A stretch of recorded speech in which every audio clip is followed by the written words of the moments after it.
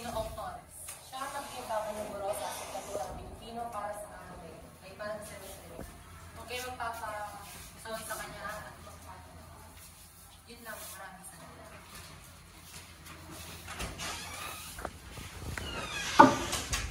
Motivate ako. Ginoong Torres. Ayon sa mga narinig ko sa ibang mga kumagita sa alam ng ating paaralan, pangkat nila ang pinakamahusay. Subalit, hindi kayo paniniwalaan ng hindi nyo pinapangalas. Ang ating salita na kayo para sa araw na ito ay matungkol sa kasaysayan ng Pilipinas. Subalit, kukulangin tayo sa oras, kaya pag-aralan nyo na lamang para bukas. Subukan nyo rin magpakitang gilas.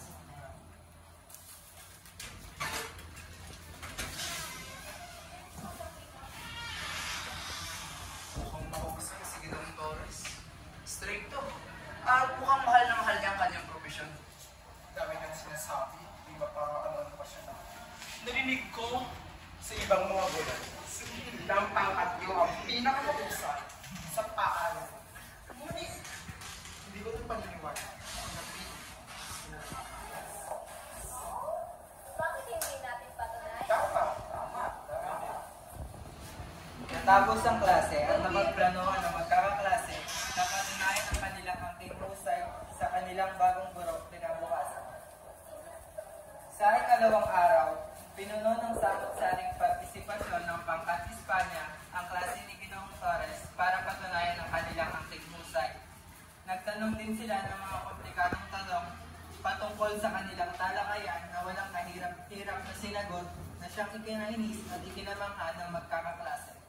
Mahusay ng tunay, si Ginoong Torres. Ito, di man lang siya nahirapan.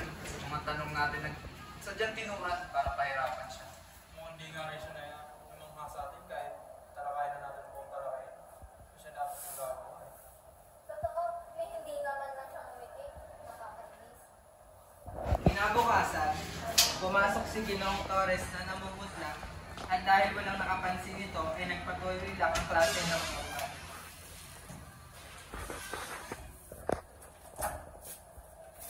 Yan lang naman natin talakayin para sa araw na ito.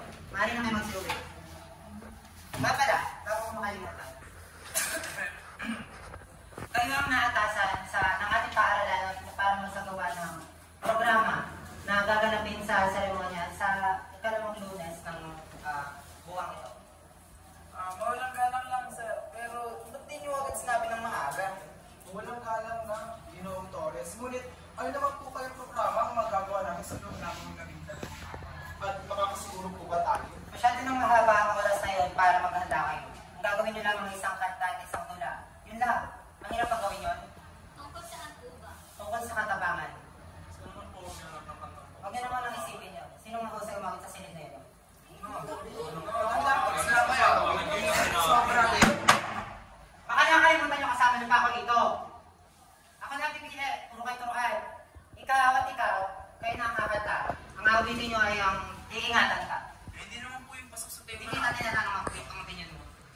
At ikaw na gumawa ng talumpati. Bakit po ako? Kaya naman yan ni Cyrus. Ikaw ang gusto ko magsalita, hindi mo ba kaya? Kaya. O yun, tapos ang plano. Wala nang karinig na kahit ano reklamo mula sa inyo ha. Ang susuot nyo sa araw ng seremonya ay puti dahil lang gusto ko. Kinabukasan ay hindi si Ginoong Torres ang pumasok sa pinto ng silid-aralan. Ito ang guro na kasama ni Ginoong Torres noong una siyang pinakilala sa klase. Huli na ito nang makarating sa silid-aralan.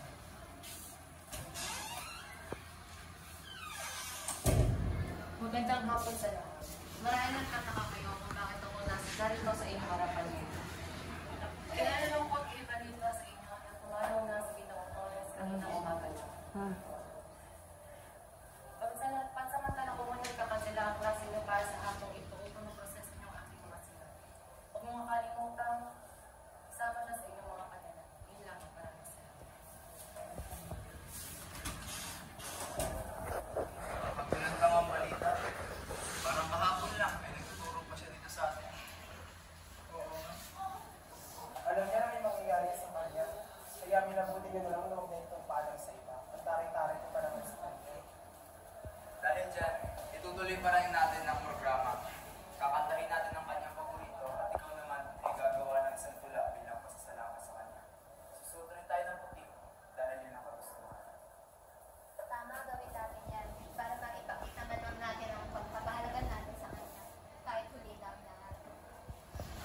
Nagdaan ng ilang araw at ginugulo ito ng pangkalas para paghandaan ng programang nakahatas sa kanila. Natapos ang seremonya at ramdam ang lungkot ng lahat, sana lamang balita. Naganda ang pangkat Espanya para sa programang kanilang inihanda para sa yumawang guro.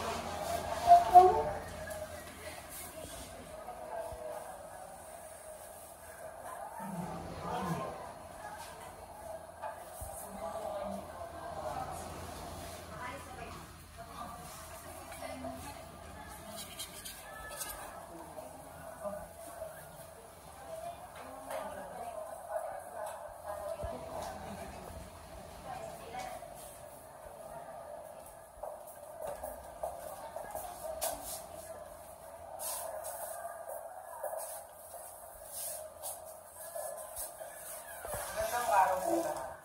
Ang talumpatang ito ay inihahandog ko sa ating kaibigan, guro, at pangalawang magulang na alam natin na tumanang kamakailan.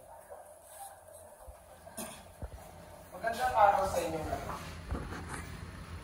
Sa pagkakataong ito, sama-sama tayo nagbibigay pugay sa isang guro na bagaman kilala sa kanyang pagiging masungit, ay nag-iwan ng malalim na marka sa ating mga puso. Isang guro na sa kabila ng kanyang matapang na palabas sa anyo, ay nagtataglay ng isang pusong tunay na nagmamalasakit. Marami sa atin ang unang nagulang o natakot na makarap siya sa unang pagkakasa. Kanyang mga seryosong mukha, malalim na boses, at tila walang kapantay na disiplina ang naging unang impresyon natin sa kanya. Ngunit habang lumilipas ang araw, unti-unti natin napagtatanto na ang kanyang kasungitan ay hindi lang nagaling sa galit, kundi sa matinding malasakit sa ating kinabukasan. Sa likod ng kanyang matitigas na salita ay ang kanyang pagnanais na tayo'y magpatuhan, na tayo'y mag-aral ng mabuti at maging handa para sa mga hamon ng buhay. Salamat, mahal namin ko, sa lahat ng iyong sakripisyo, sa inyong pagtutyaga, at sa inyong pagmamalasakit. Kayo ay hindi namin makakalimutan. Paalam at maraming salamat.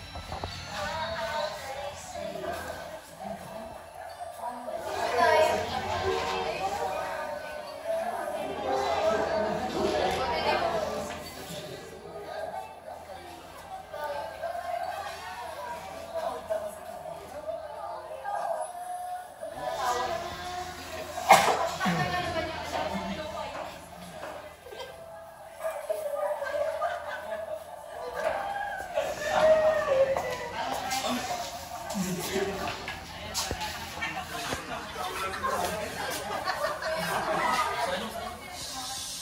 pagbabalik ng pangkat sa kanilang silid, nakakabinging katahimikan ng bumungad sa kanila, kalungkutan ang namitawi sa buong kanila. Dahil sa kanilang pagpasok, wala ang Ginoong Torres na kanilang inaasahang masumit na naghihintay sa silid.